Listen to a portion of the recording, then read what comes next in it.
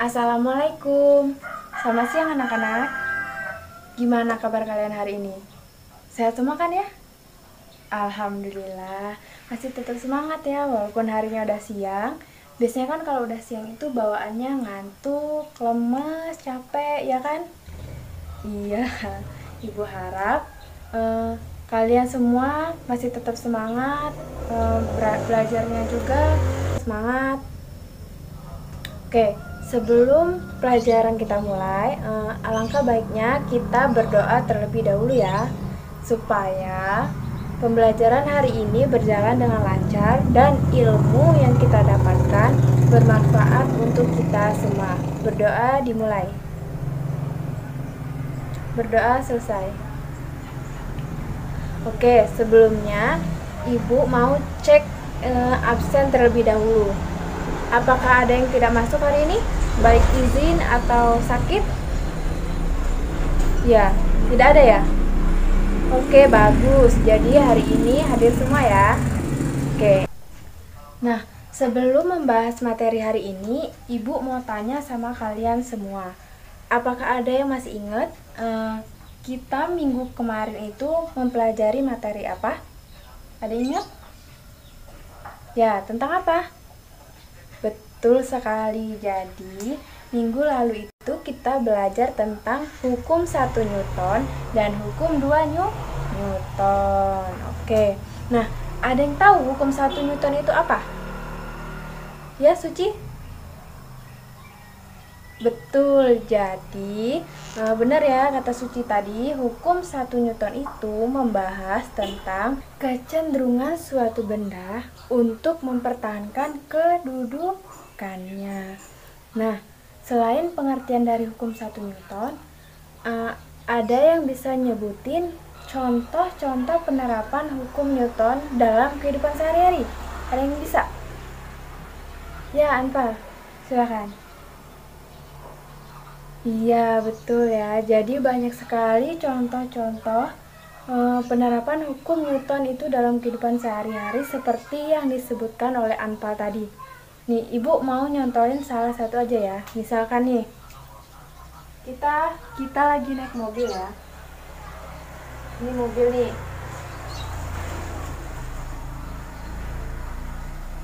Nah, mobilnya ini tadi berjalan dengan kecepatan tinggi.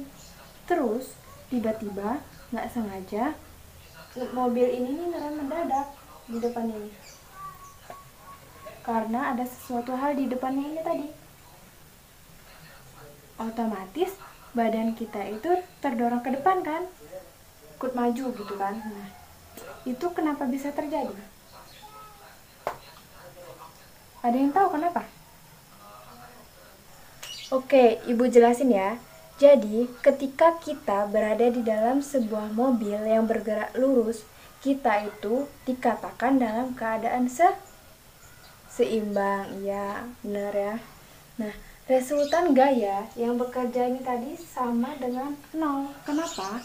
Karena pada saat itu tidak terjadi gaya apapun yang bekerja.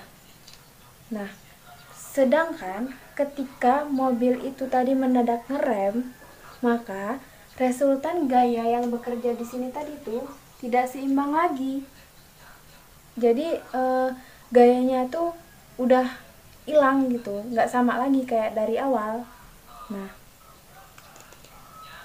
otomatis itu kan badan kita ini kan pengennya untuk supaya nggak ikut maju gitu kan, diem gitu. Nah, nggak bisa karena otomatis ya badan kita ini ya ikut terdorong juga kan. Makanya itu hukum 1 Newton itu dirumusin dengan sigma F sama dengan 0. Nah, masih banyak lagi ya contoh dari hukum 1 Newton ini. Nah, selanjutnya kita masuk ke hukum Newton 2.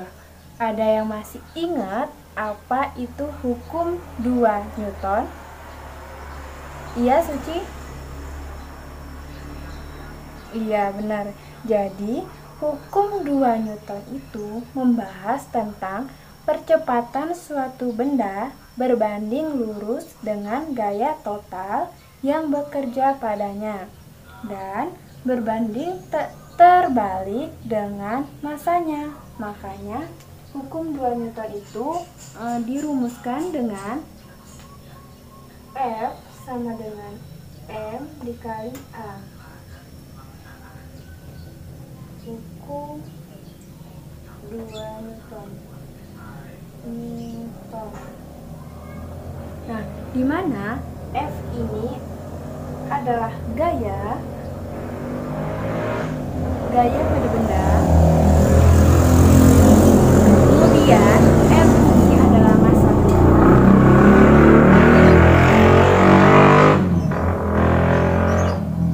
Dan A ini adalah percepatan benda.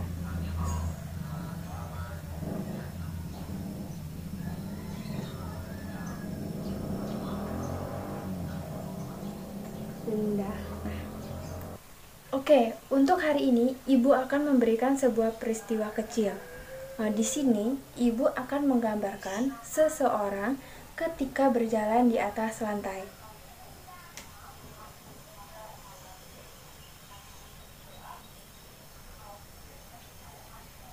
Nah, ini anggap aja gambarnya bagus ya, karena Ibu nggak bisa gambar. Menurut kalian, ketika seseorang ini berjalan di atas lantai ini, apakah ada gaya yang terjadi pada saat peristiwa tersebut? Ada yang tahu? Iya, benar Kia. Jadi ada 2 gaya ya yang terjadi ketika peristiwa ini terjadi. Nah, ada yang tahu gayanya apa aja? Iya, benar Kia. Jadi gaya yang pertama itu ada gaya kaki terhadap lantai.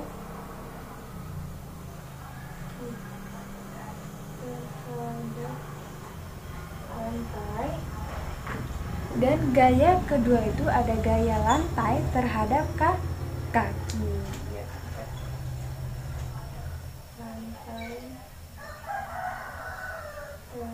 terhadap kaki. Oke, di sini kan ada 2 gaya nih. 2 gaya yang bekerja ya. Nah, menurut kalian di antara kedua gaya ini tadi, gaya mana yang paling besar? Gaya kaki terhadap lantai atau gaya lantai terhadap kaki?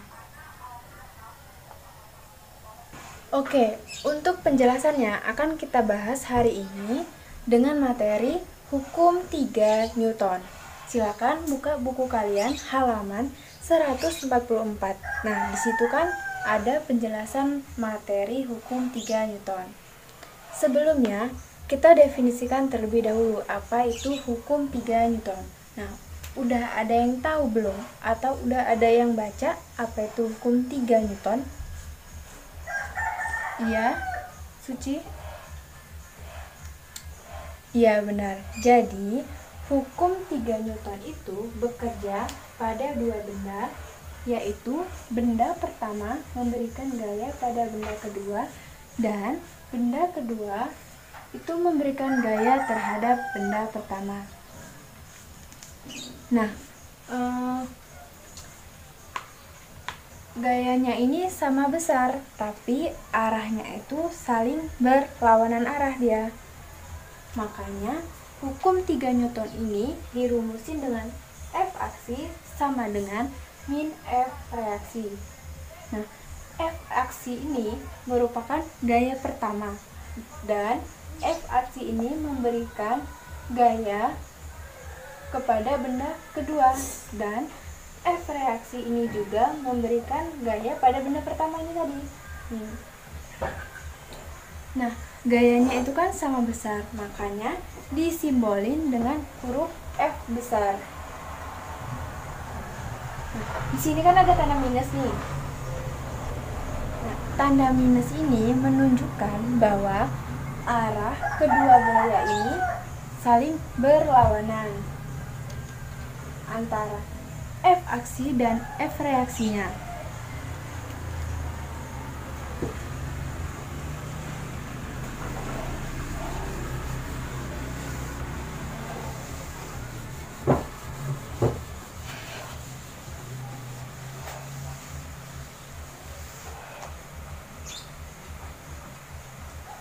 Nah, sebelumnya tadi kan Ibu udah pernah gambar seseorang yang berjalan di atas lantai kan. Nah, ketika orang ini berjalan di atas lantai, gaya mana yang lebih besar? Tadi kan udah dijawab sama Kia. Kata Kia, gaya yang lebih besarnya itu gaya telapak kaki orang ini dibanding dengan lantainya. Nah, kalau kita masukkan dengan konsep hukum 3 Newton ya anak-anak, dia menjadi F aksi sama dengan min F reaksi. Kita contohin ya. Telapak kaki ini kan dia sebagai benda pertama.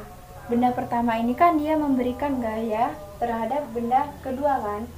Nah, maka diagramnya ini dia ke bawah atau kita sebut dengan F aksinya. Sedangkan lantai ini juga memberikan gaya terhadap benda pertama. Lantai ini dia sebagai benda kedua. Makanya diagramnya dia ke atas. Ini disebut dengan F reaksi. Nah, gaya antara kedua ini kan sama besar nih. Antara F aksi sama F reaksi. Tetapi ini kan F aksinya kan ke bawah, sedangkan F reaksinya kan ke atas. Maka beda arah kan? Seperti yang ditujukan pada rumus tadi. Artinya pemahaman kita tentang dua buah benda yang memiliki gaya sama besar itu salah. Jadi yang benar apa, Bu? Yang benar adalah gayanya itu sama besar, tetapi arahnya itu yang berlawanan. Nah, sekarang udah mulai paham kan tentang materi hukum 3 Newton. Kalau misalnya ada yang ingin ditanyakan atau ada yang belum dimengerti, silahkan ditanyakan ke Ibu. Oke, jika tidak ada yang ingin ditanyakan, maka Ibu lanjutkan kembali ya. Selanjutnya, kita akan membahas tentang aplikasi dari hukum 3 Newton ini. Nah, seperti yang Ibu udah contohin tadi, seperti kayak misalnya orang yang lagi jalan, terus buku di atas meja. Nah, itu juga contoh dari hukum 3 Newton. Nah, Ibu mau tanya nih sama kalian semua. Apakah kalian pernah naik perahu? Hayo. Ada yang udah pernah atau ada yang ini belum pernah sama sekali? Oh, banyak yang udah ya, ada juga yang belum. Oke, jadi Ibu jelasin ya. Nah, ketika kita menaiki perahu, terus kita itu mendayung ke belakang, itu juga merupakan contoh dari hukum ke-3 Newton. Nah, gimana ketika kita mendayung ke belakang itu, maka air itu akan memberikan gaya ke depan kepada kita. Nah, itu tadi contoh penerapan dari hukum ke-3 Newton. Di sini Ibu hanya menjelaskan 3 penerapan saja. Yang pertama tadi ada ketika seorang sedang berjalan. Kemudian yang kedua ada buku di atas meja ya. Yang ketiga ada ya sebuah perahu yang didayung ke belakang. Nah, untuk tugas minggu depan Ibu minta sama kalian untuk mencari 5 contoh penerapan hukum 3 Newton dalam kehidupan sehari-hari dan buat 1 soal saja tentang hukum ke-3 Newton. Nah, sebelum Ibu akhiri, di sini Ibu akan memberikan sedikit evaluasi mengenai materi kita hari ini, yaitu hukum ke-3 Newton. Sebelum Ibu simpulkan, apakah ada yang bisa menyimpulkan terlebih dahulu? Ya, Suci benar. Jadi, untuk materi hari ini, kesimpulannya yang pertama yaitu F aksi sama dengan min F reaksi, di mana gayanya ini sama besar, tetapi arahnya ini berlawanan. Ya, kemudian yang kedua ini, hukum ke-3 Newton ini menyebutkan bahwa gaya yang bekerja ini ada 2 gaya yang berbeda. Tetapi gayanya ini digambarkan dengan satu garis lurus seperti ini ya. Nah, mungkin itu saja yang dapat Ibu sampaikan. Untuk tugasnya jangan lupa dikerjakan, karena Minggu depan akan kita bahas satu per satu. Dan akan Ibu lihat ya. Jangan sampai nggak dikerjain loh. Oke, baiklah, sekian dari Ibu. Semoga ilmunya bermanfaat untuk hari ini. Lebih dan kurangnya Ibu mohon maaf. Ibu akhiri. Wassalamualaikum warahmatullahi wabarakatuh.